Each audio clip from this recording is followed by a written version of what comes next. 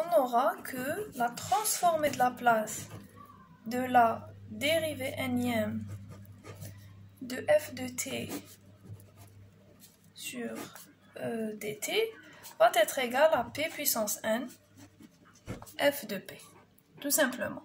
Donc j'aurai plus à inclure la somme li حسبناها auparavant. Et donc on aura que si j'ai f de t, la transformée de la place de c'est f de p, alors la transformée de la place de df sur dt c'est égal à p f de p. La transformée de la place de la dérivée troisième sur dt va être égale à p puissance 3 f de p, et ainsi de suite. Donc on n'aurait plus à rajouter la somme qui concerne les conditions initiales, puisqu'à chaque fois on va se retrouver avec quelque chose de nul. Donc la quatrième propriété, c'est la transformée de la place de la primitive.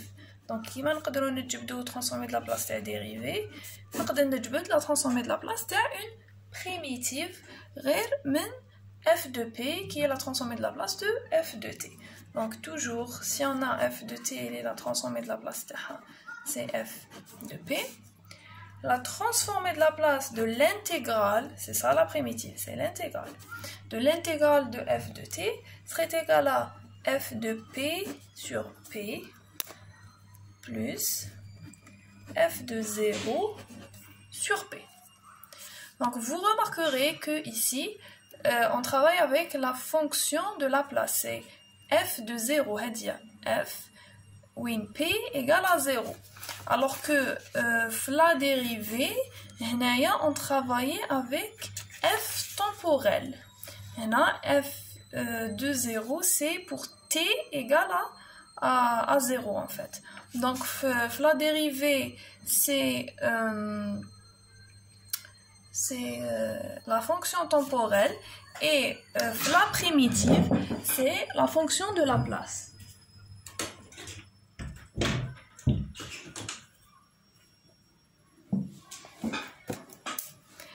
Donc ça, c'est quand on a des conditions initiales qui sont non nulles. Quand on a des conditions initiales qui sont non nulles, on va calculer f de 0 sur p et plus f de p sur p. Donc si les conditions initiales sont nulles, comme le premier cas, on va se retrouver que la transformée de la place de la primitive, ça va être égal à f de p sur p. Donc ça, c'est les deux propriétés de la dérivée et la primitive. C'est des propriétés très importantes qu'on utilise souvent. La cinquième propriété, c'est le théorème du retard. Le théorème du retard, comment je vais utiliser cette notion? Donc si nous avons une fonction f de t, toujours je pars de ce principe. Dans la transformée de la place, c'est f de p.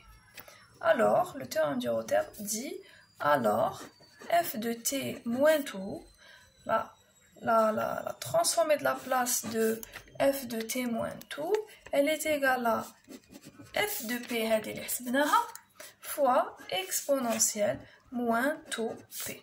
Ce taux, c'est ce retard. Et donc un retard temporel, il est traduit par une multiplication par une exponentielle dans le domaine de la place. Donc ça veut dire quoi une fonction retardée? Il y a une fonction, elle dit f de t. Retardée de tout, elle aura cette allure.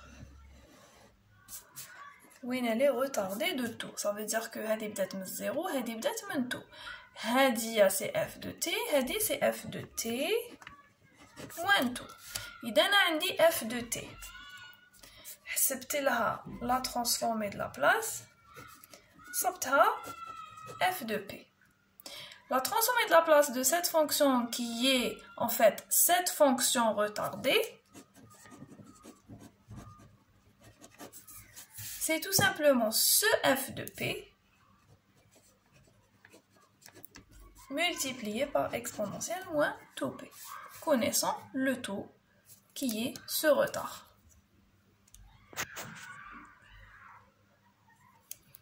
Ce taux, on remplace par le retard qui est ici. Donc c'est ça, le théorème du retard. La sixième propriété, donc le khasa'is, ils me permettent de calculer les transformés de la place d'une fonction en utilisant le moins d'efforts possible.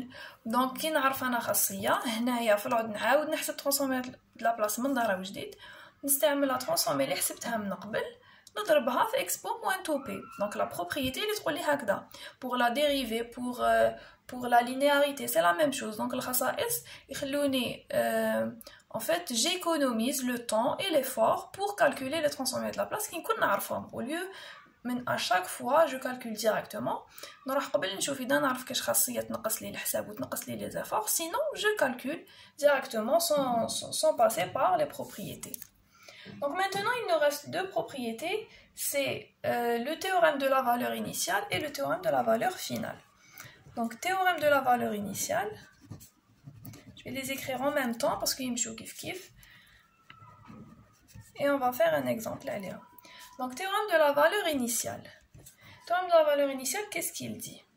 Il dit que f de 0 plus, il est égal à limite de p f de p lorsque p tend vers plus l'infini. Le théorème de la valeur finale, qu'est-ce qu'il dit?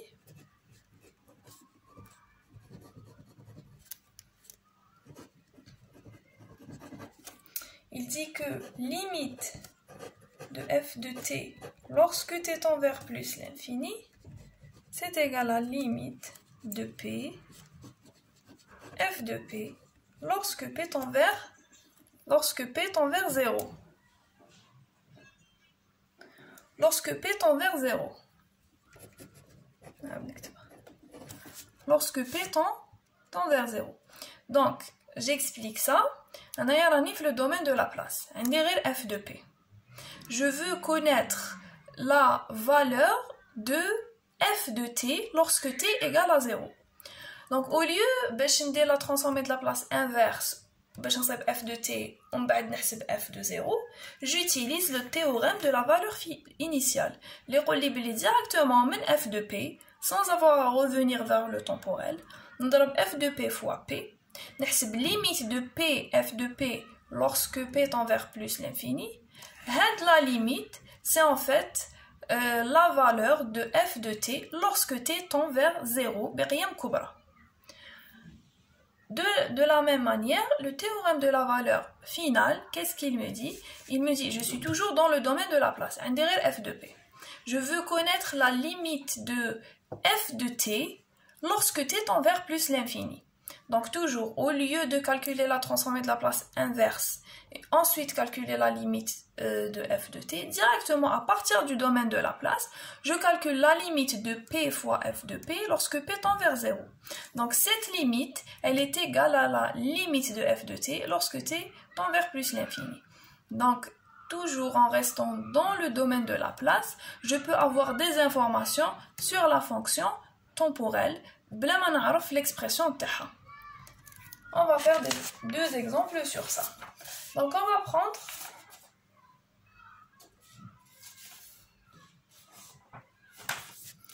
va prendre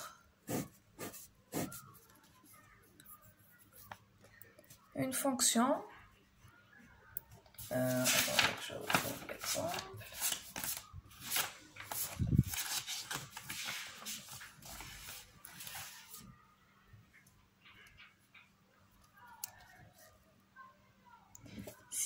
Sur 2 plus 4p. On va dire que E de p égale à p.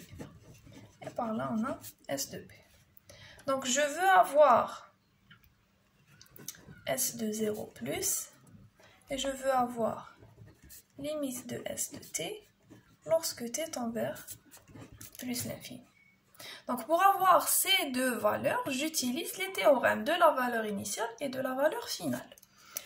Donc pour S de 0 plus, S de 0 plus, il est égal à la limite de P, S de P, lorsque P tend vers plus l'infini. Donc أنا لازم قبل نجبد S de P باش نعوض هنايا. Donc S de P, il est égal à 6 sur 2 plus 4P fois E de P, il y a P. Ah, on va dire pas P, 1 sur P, pardon. 1 sur P.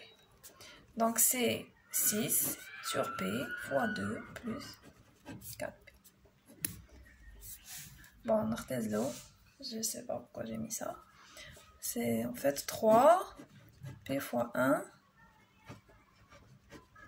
plus 2P. Donc maintenant, je peux avoir 0 plus. C'est limite de P fois S de P. Donc P fois 3 sur P fois 1 plus 2P. Lorsque P tend vers plus l'infini. Donc هذا يروح مع هذا. تبقى لنا limite de 3 sur 1 plus de P lorsque P tend vers plus l'infini. P راهو في المقام. P tend vers plus l'infini. Donc هذايا va tendre vers 0. Et donc égal à 0. Donc S de 0 plus égale à 0. De la même manière,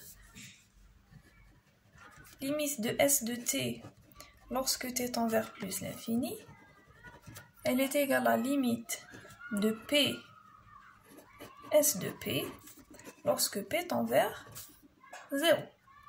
Donc elle sera égale à limite de P fois 3 sur P fois 1 plus 2P lorsque P tend vers 0. À chaque fois, non. Lorsque P tend vers 0. Donc, هذا يروح مع هذا. تبقى لنا c'est limite de 3 sur 1 plus 2P lorsque P tend vers 0. Lorsque P tend vers 0, donc 2P تروح تبقى لنا 3 sur 1, c'est égal à 3. Et donc, limite de S de T lorsque T tend vers plus l'infini égale à 3. Directement. Donc j'ai appliqué les deux théorèmes que je connais. Donc ici j'ai appliqué, on va dire, le théorème de la valeur initiale. Et ici, on a appliqué le théorème de la valeur finale. Voilà. Donc c'est ça pour les propriétés. On a les propriétés qu'on va utiliser pour calculer nos transformés de Laplace. Donc finalement, pour calculer une transformée de Laplace, j'ai besoin de connaître en fait les transformés de Laplace de certaines fonctions usuelles plus ses propriétés. Donc maintenant on passe aux transformés de Laplace des fonctions usuelles. On va les voir.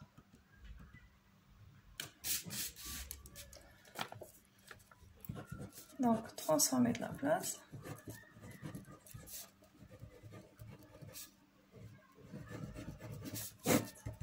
Des fonctions usuelles. Les fonctions usuelles qu'on va voir, c'est échelon unité, enfin l'échelon. On va voir impulsion de Dirac.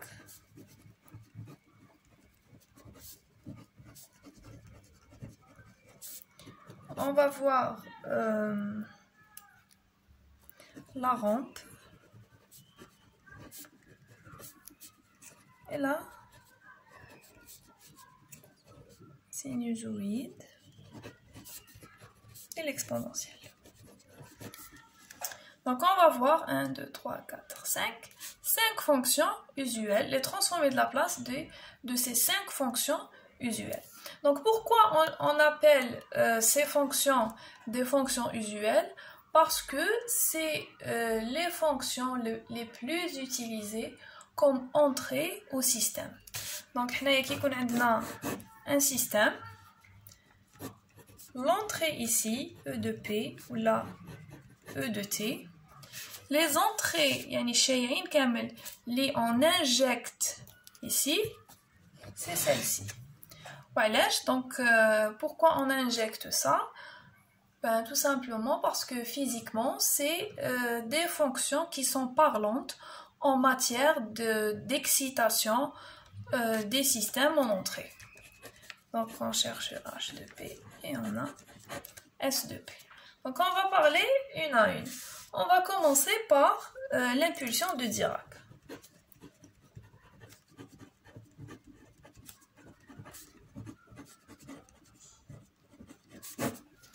Donc l'impulsion de Dirac, c'est une fonction qui est définie comme ça.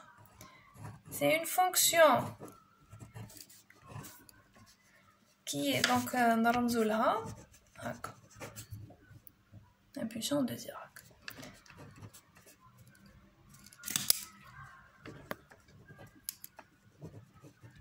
Donc c'est une fonction qui est nulle partout, sauf à un instant où elle va avoir une valeur infinie. Donc cette fonction de Dirac, elle va modéliser quoi physiquement? Donc physiquement, c'est l'exemple c'est l'exemple que j'ai donné en cours. Donc lorsque on a un joueur de baseball ou là un joueur de tennis qui veut frapper une balle. Donc la balle qu'il va frapper, il va essayer de lui donner une force très grande à un seul instant. Et donc, c'est ce qui est représenté ici. L'impulsion de Dirac représente une entrée qui a une valeur supposée être infinie à l'instant de son apparition. Donc le joueur de baseball qui dit darb la balle, il darba à un seul instant avec une force qui est très grande. Et donc la force qui est très grande, elle est modélisée par ce qu'on appelle une impulsion de Dirac. Donc c'est l'aspect physique qui jet منه. Jet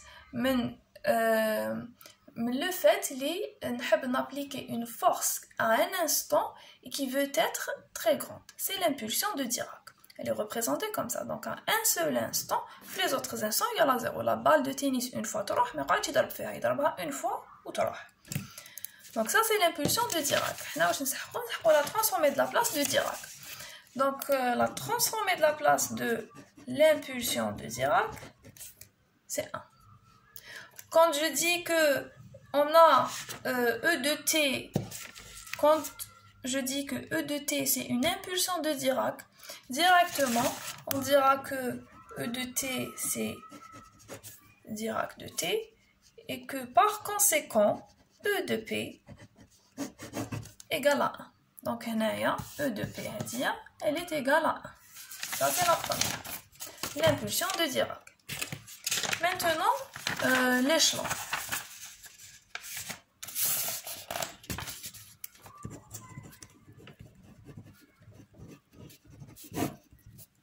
Donc l'échelon, il est représenté comme ça. Là, c'est 0. Qui dans le temps, tous les nous une valeur. Donc ça, c'est l'échelon. On l'appelle U de T. Donc l'échelon, c'est quoi? L'échelon, c'est une entrée qui va maintenir mon système à une certaine valeur. Une machine doit à 1000 tours par minute. Et je veux la garder à 1000 tours par minute. Si je veux la